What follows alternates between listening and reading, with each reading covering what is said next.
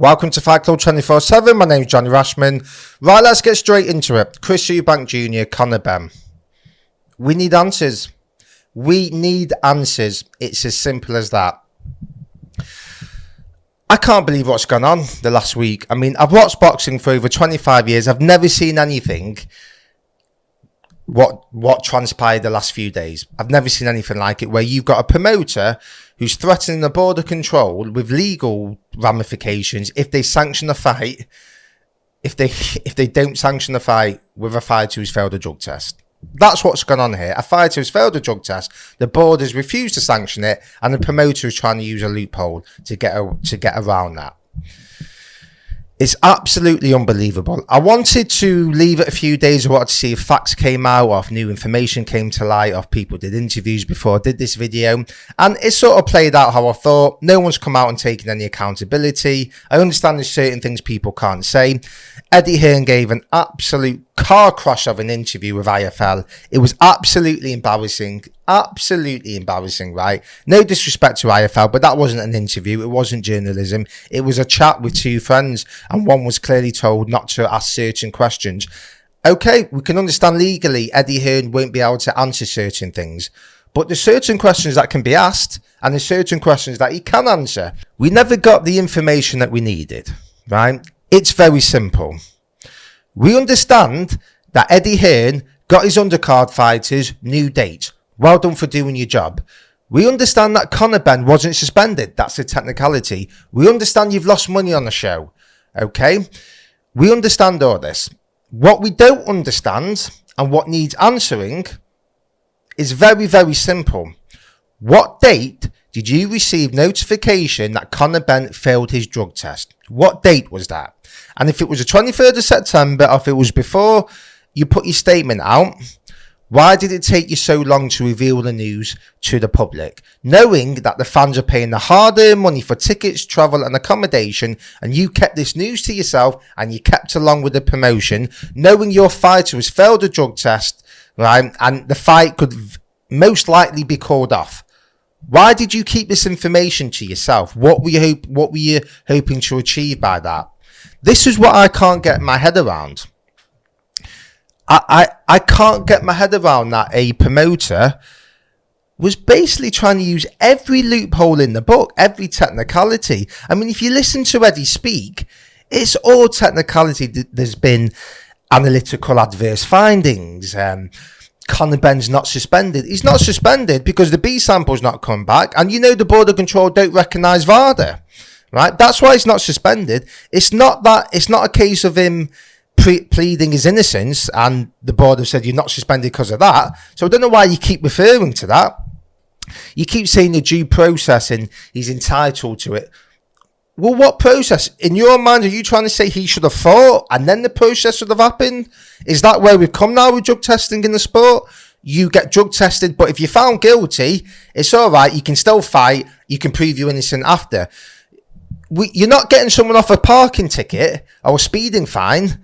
This is someone's health on the line, right? You were prepared to put a fighter in who's failed a drug test for a known masking agent that boosts testosterone levels in with a guy who was severely depleted in weight. He had to make a weight he's never made before, and he had a rehydration clause. And you think that's acceptable? And not even as a promoter, as a man, as a human being. It's absolutely disgraceful.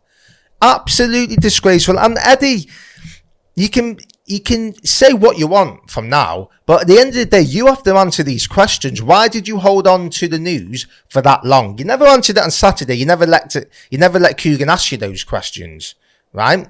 Deliberately. So you're going to have to ask. It doesn't matter if you go to Australia. It doesn't matter if you go missing for 2-3 weeks. There'll always be a question mark over you now. Not just Conor Benn, over you, how you have acted. Because now fans are thinking, this guy's lied to me now.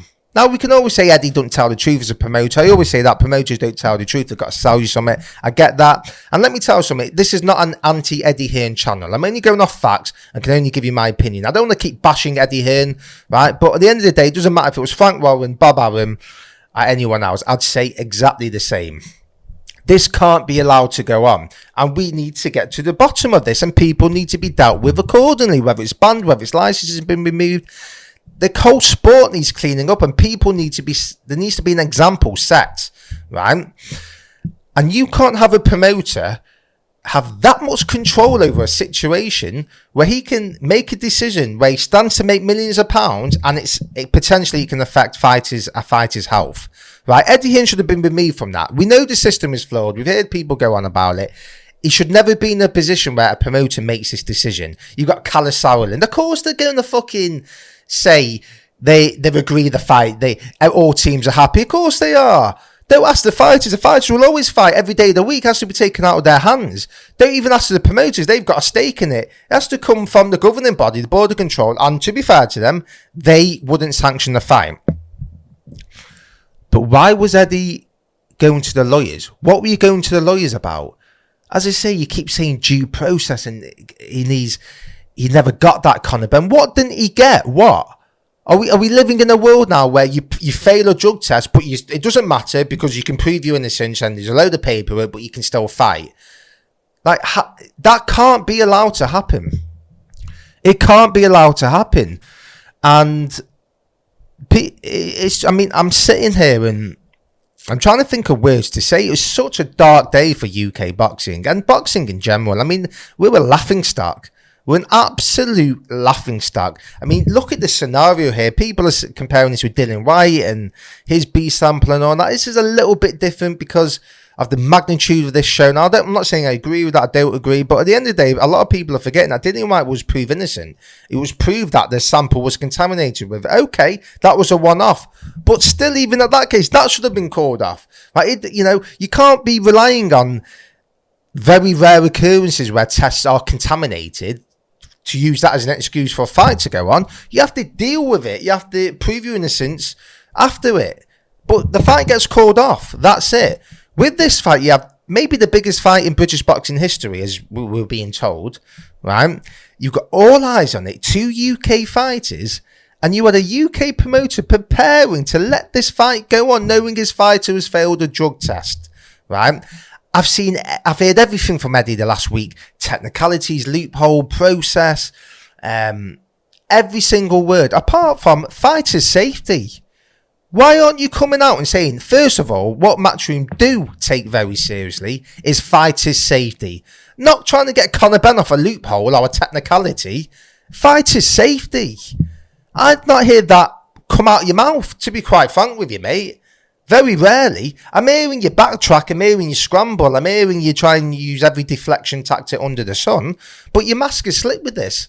And Eddie Hearn has been allowed to do this for years and years and years, where if things have gone wrong, whether a fight's fallen through, something's happened, there's been controversy, whether it's been a bad decision from the judges on his show, whatever it is, he's been allowed to gather his thoughts for a few days and then pre-rehearse his lines. You can imagine him in front of the mirror going on and pre-rehearsing everything, and then going on and then having an in-house broadcaster, which you've got to really say IFL is now, to be quite frank. They're an in-house broadcaster, are they?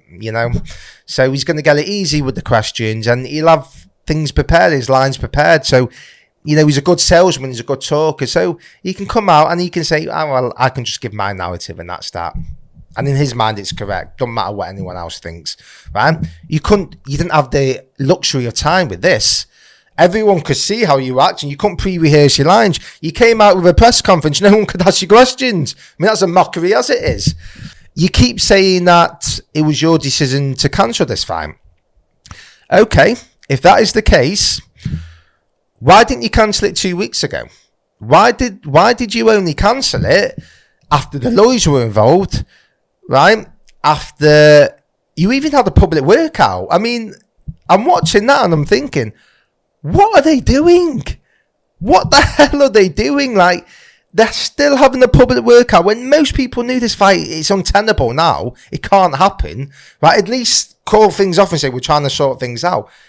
Have a public workout. It was career suicide. It was a mockery. It was unbelievable. You've got Conor Benn there giving an interview. He looks terrified. Don't know what to say. You've got Eubank Jr. I mean, what the hell was that? It was an absolute shambles, car crash, whatever you want to call it. You keep lawyers. What are these things with the lawyers? What were you trying to do? You were trying to hold the ball. You were trying to hold the board of control over a barrel. Because let's get the facts straight. The facts were this, right, at the moment, and as I keep saying, this is how the system is flawed. Eddie Hearn was legally able to put this fight on. The Board of Control, the British Boxing Board of Control, don't recognise VADA, that testing agency. They use UCAD, UK Anti-Doping Agency. They use them. They don't recognise VADA, right? So legally, the Board of Control can't suspend Conor Benn. There's not very little they can do, right? Eddie Hearn stated that VADA is a private test and it's up to the promoters to pay for it, and when results come out, the governing body and the teams get notified, but it's a private test. I've got a theory, right? And look, this is only speculation. I think it may have been someone from the Board of Control who leaked this to the press. I really do. As I say, speculation, right? But if they knew about this a few weeks ago and the board said, look, we're not sanctioning this, the Board of Control actually informed Eddie Hearn before it got leaked to the press that they weren't going to sanction this fight. So I'm thinking maybe Eddie Hearn legally has said to the board, don't release this information. We don't want it being released because it's a private agreement. Maybe it's up to him. He's paying for it. Maybe they have the board over a barrel and they're thinking, well, there's nothing we can do here. And someone's leaked it to the papers. Once it's gone to the papers, then it's untenable for him. He can't be seen to be putting on an event when the fighter's failed a drug test. Like, it doesn't matter what legally he can do. It's career suicide. He'll be laughed out of town. So maybe it's to do with that. Maybe he was trying everything to get this fight on. He was trying to sue him. He was trying to use every legal trick in the book. And which is why you keep hearing him using terminology. He's not suspended. There's been adverse findings. All these terminology that you use in due process needs to be done. Your fighter's failed a drug test. It's not he's failed a drug test and let's fight and then prove if he's innocent or not. No, he's failed a drug test. You call the fight. That's it. I don't care how much money you're making. You call the fight off, right? And you had fans paying the hard-earned money and the cost of living crisis. You couldn't give a shit about that, right? You didn't care. You're gambling with people's fucking lives here because people can't afford stuff. Maybe this is the last night out they'll have for a long time. Maybe it's the first event someone will ever go to. And you're not giving a shit about the fans. The fans who pay the hard-earned money to support you and your event and who puts some money into your pocket. They put money into your pocket. Never forget that. For me, promoters seem to forget that without the fans, you ain't making money in boxing. I don't care how good you think you are. I don't care how long you've been in the game. If fans don't purchase your tickets or view your content, you don't make any money in boxing. That's it. These fans have supported Eddie Hearn for years and years and years. And what do we get in return? What? We get deceit. We get lies. We get media-trained answers. And as I say, Eddie's been allowed to do this. He's been allowed to get away with it. Right? He's not been asked tough questions. He's allowed to come out with pre-rehearsed answers. Right? If he went on the BBC, believe me, that's a different interview. Right? Believe me, right? Let's see if he goes on mainstream outlets because it's all good and well Eddie saying, well, I've used IFL because they're the biggest they're the biggest media outlet in boxing and it will do the most views. Again, deflection tactics. Listen, IFL are big, right? But they don't have the reach that mainstream media outlets do, like TalkSport or the Daily Mail and things like that. So don't use that nonsense, right? You deliberately went on IFL because you knew you'd have a chat instead of an interview. And you never gave the answers. You weren't even asked the questions. It's embarrassing. That absolutely embarrassing. What next for Conor Benn? What do we think about him? People will accuse me of hating Conor Benn. I don't hate the guy. I'm only reporting facts, and at the end of the day, he's failed a drug test. He has to prove how that drug got in his system. I'm hearing people say, let's not throw him under the bus and this and that. He's got to prove it. Now, if new information comes to light and he can prove it, then we'll have a different opinion. But I won't change my opinion now because I can only go off the facts. And even if he is proven innocent, it still leaves a stain on this that the promoter was still allowing to let this fight happen. The promoters haven't come out and said, we really believe Conor Benn is clean. We believe him 100%. He's a clean athlete. We've got findings or we've got information that we believe he's clear and all this. We're not hearing that. We're just hearing technicalities and loopholes and how technically this fight could have happened, and that's all we're hearing. But you've got to look at this as a whole, and at the end of the day, if he's taking drugs, his trainer would have known about it. got a lot of respect for Tony Sims, but let's call a spade here. The trainers know. The people who know if you're on drugs, right, are really three people in your team: your trainer, your strength and conditioner, and your team doctor. They are the three people that are going to know. There might be some people who don't know in that group, right? So the strength conditioner might not know, or the doctor might not know, right? But there's going to be people out of those people who know, right? It's very simple. They have to, right? And what it looks like is that you were cycling, you were coming off something, and you were using this clofamine which boosts testosterone levels, and it's a masking agent. And it looks like you've been hiding something. You're trying to get your levels normal so it doesn't show up in a test. There's no adverse findings and things like that. You're trying to mask something. That's what it looks like. And now with Conor Benn, you've got to question every single fight he's been in. And it's not hating. Like, if you do look, I mean, I feel stupid actually, because he has been knocking people out. And I've said it many times on my videos. You look at my last video last week, I've said, I don't rate Conor Benn as a world-class fighter. He's fighting inactive fighters, right? He's beating fighters who are inactive. And I've always had this thing about Conor Benn. And I've always said he's dodged fighters in his division. He won't go anywhere near world-class fighters. He's dodged them all, right? He won't even fight British level fighters. He's fighting fighters, okay, Formello and Granados and all these fighters, but a lot of them were inactive, coming off losses. Some 4 fights in 6 years. Some did 8 rounds in 3 years. And he's destroying these men. His body shape looks different. Now look, we can all summarize things and we can all be smart after the event, but it doesn't look good, does it? It doesn't look good. And I think with Eddie Hearn that maybe he's trying to claim some type of insurance back or something, or maybe because legally he could have put this fight on, he's trying to claim something back, because the show was cancelled and legally it's not his fault. Because the way he's coming out and he keeps using legal terminology, like, I'm thinking, you can't be that stupid. You can't be. You must see how this looks. For God's sake, you must see how this looks. And yet he's still refusing to take any type of accountability. Now, I'm not saying he's guilty. Let the process happen. Let's see if he can prove that he's innocent. But fighter safety, you're not mentioning. You're not mentioning that word. Like, that should be the first thing. That should have been the first word from your statements, from your interviews, whatever you claim that you've done, these interviews, whatever it is. The first thing has to be fighter safety. People die in the ring. People die. No one cares if you're not making your money, or if you've done your brains in with the zone, you promise them the earth and it's not really delivered. We don't care about that, right?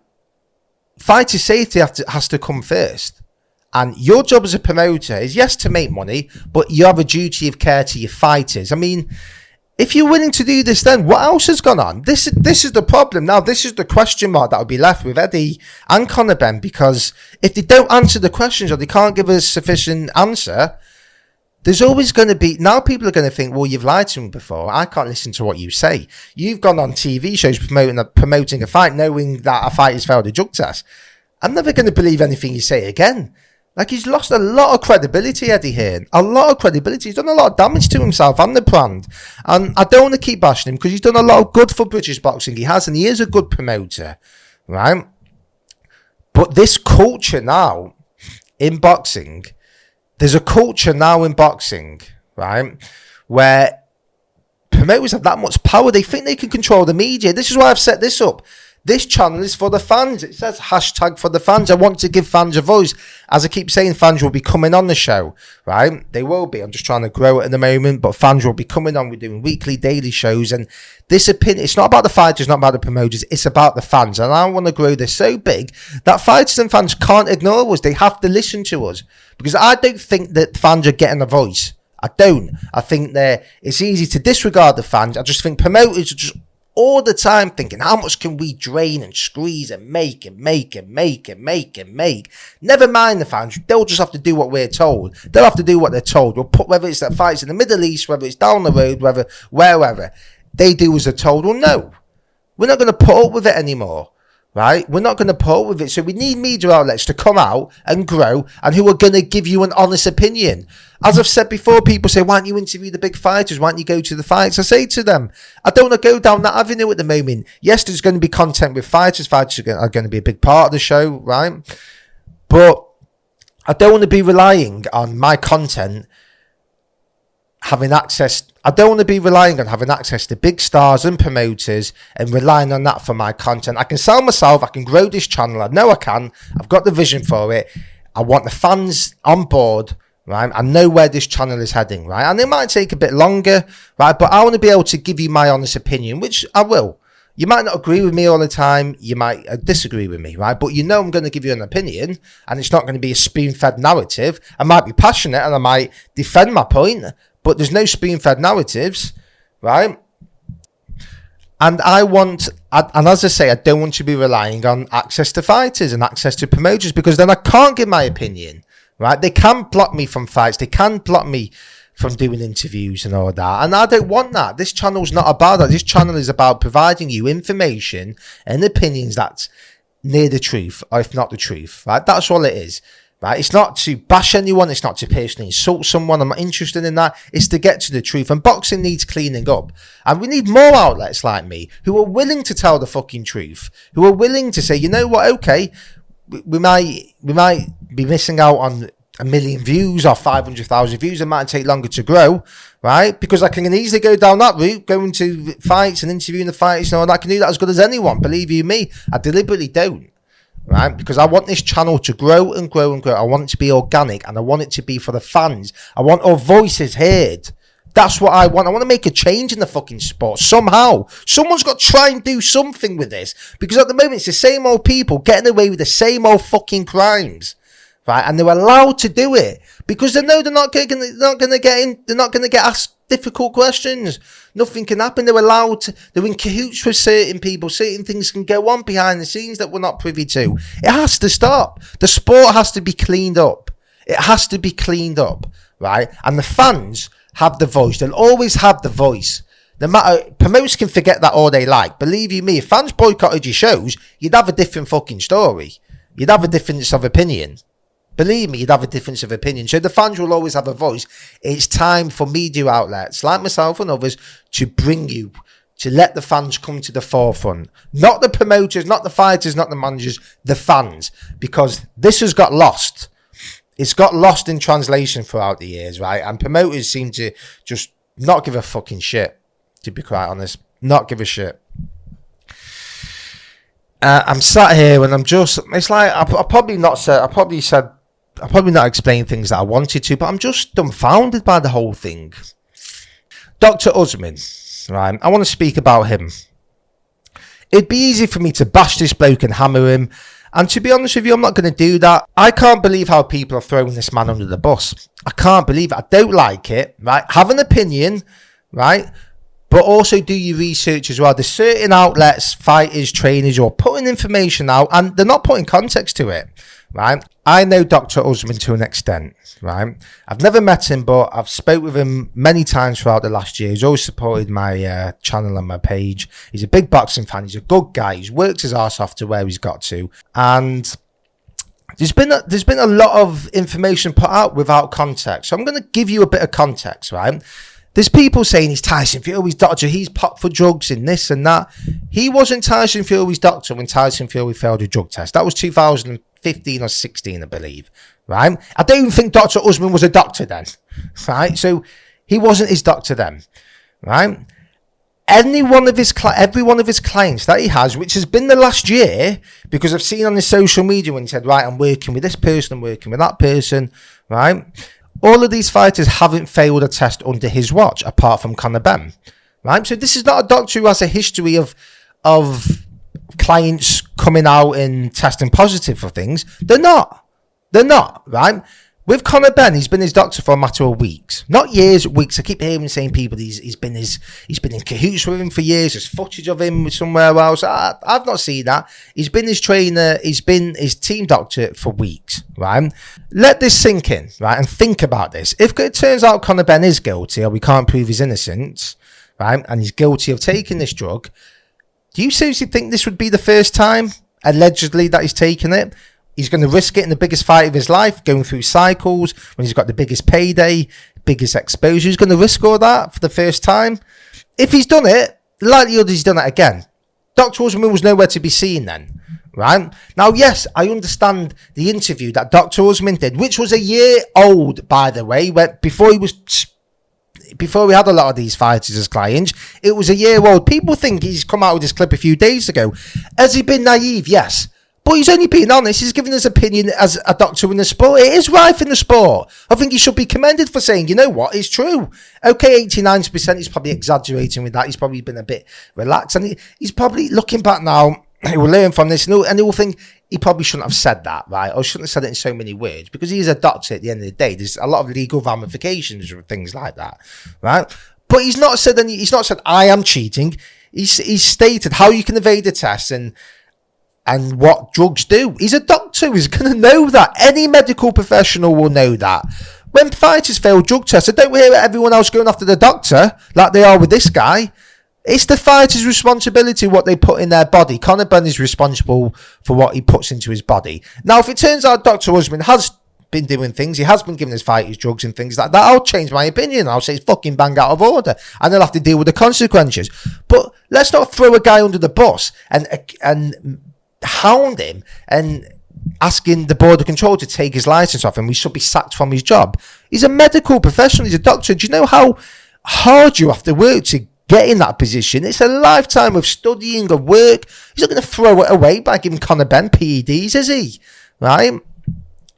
And people are just absolutely to the point where, and I'm looking, it's like fucking bullying. It's like people who are standing up to him, people are giving them abuse. I give a fuck. You can give me abuse all you want, right? I'm giving you facts here, right? It'd be easy for me to hammer this bloke and for clicks and views and to go on it and pin it as a tweet. I'm seeing outlets.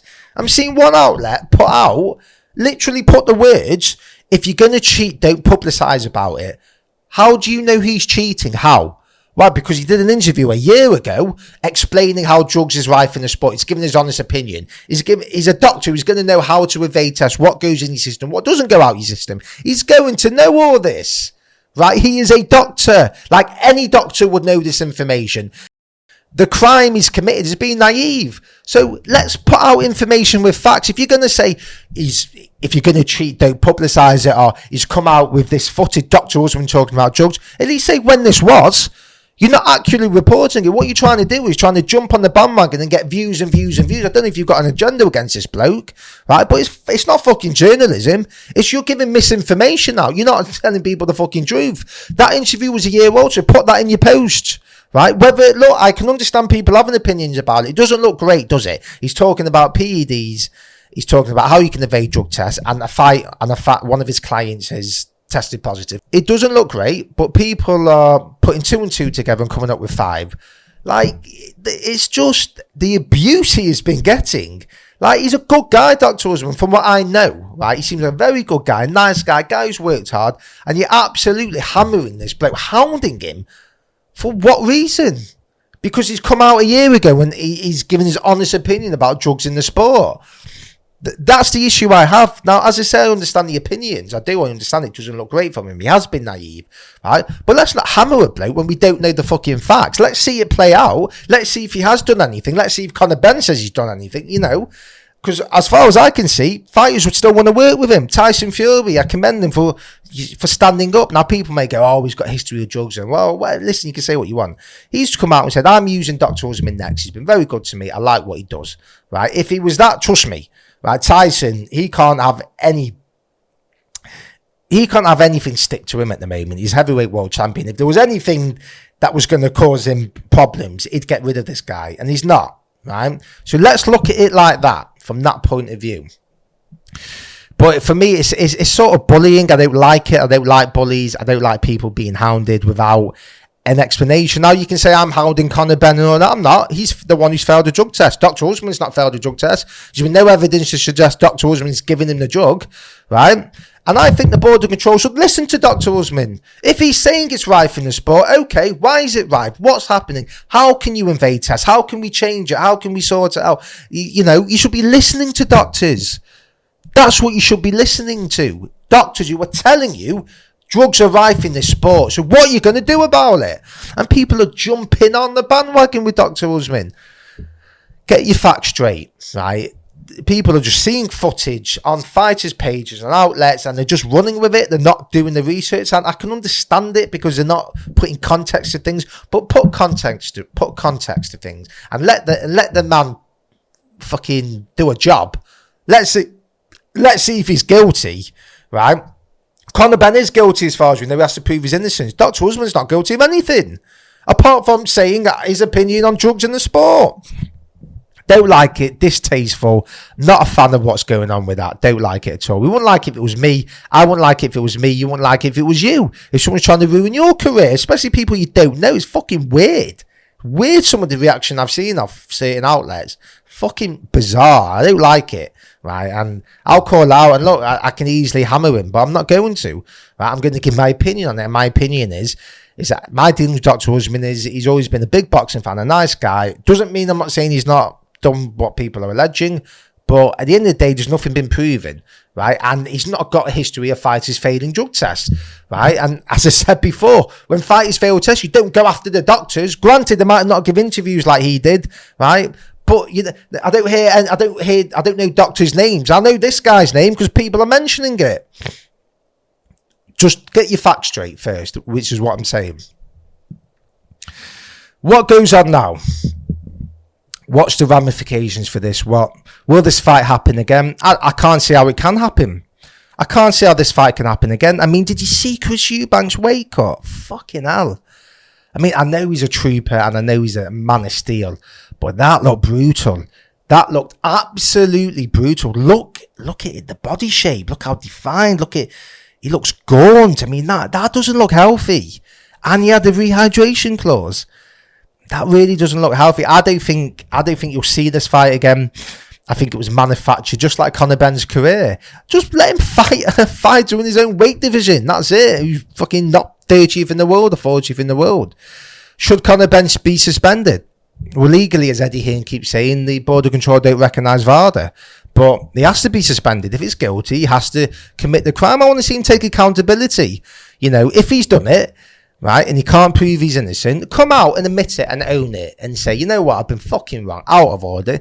You know, people forgive people, they do, right? Let's not pretend he's the only one who's failed tests. Most of your favourite fighters, especially in the 90s, would have been on fucking drugs. Let's get it right. Manny Pacquiao, I love Manny Pacquiao. He's gone through the weights, right? You know, are we seriously going to think he's never taken anything, right? UFC fights, look at the UFCs from 2005 to 2011, 12, before drug testing was taken really seriously. Anderson Silva's, Vanderlei Silva, John Jones, you know, all these people, they've all failed tests and we still love him, right? Believe me, I'm not condoning it. I'm not. What people don't like is the smugness from Conor Benn. Now, I used to like him, I did. I've had a problem. I've had a problem with who he's fought and all that. I don't think he's a world-class fighter, but I thought he was a good role model. I liked his personality. I've stated this before. But there are times where he does come across as cocky, and it's like, well, you only really here because of your dad's second name.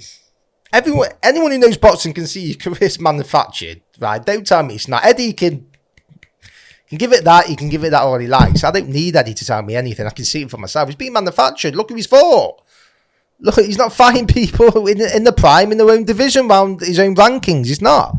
Right? The career's been manufactured. And when you're saying, I'm going to iron people out in this and that, and this attitude, this new attitude has seemingly come from the last few years, where you struggled, you got knocked down in the fight, someone broke your jaw, and then you took time out, you came back, and all of a sudden your body's gone different. Don't call it man strength, you know, whatever. Give them the benefit of the doubt with it, but people are thinking, well, you were giving it the biggin, giving it that, and you were taking drugs. You're insecure, mate. You're weak. That's not strong. That's not being mentally strong. That's not being powerful. That's mentally fucking weak, mate. Right? Taking drugs and trying to get an advantage, especially over a depleted fighter. Now, I hope he proves his innocence. I do. I actually do. I don't care if I look stupid on previous videos. Look, I can only go off what I see at the time. I hope he proves his innocence. It doesn't look good. As I say, this clofamine. It's a masking agent, isn't it? You know, Chael Sonnen tested positive years ago, 2014. I believe he didn't even deny taking it. Like, he never denied it. He said he took it because testosterone replacement therapy, I don't know, got banned in Nevada, and he was out of competition. He took it to boost his testosterone or whatever it is. Like, he never denied taking it. He just said he wasn't fighting at the time, was out of competition, right? So this is not, there's never been a case where, it's not like Glenbuterol where it's been found in meat before. It has been contaminated. That was an actual thing. Okay, people might jump on it, but that was an actual issue in Mexico.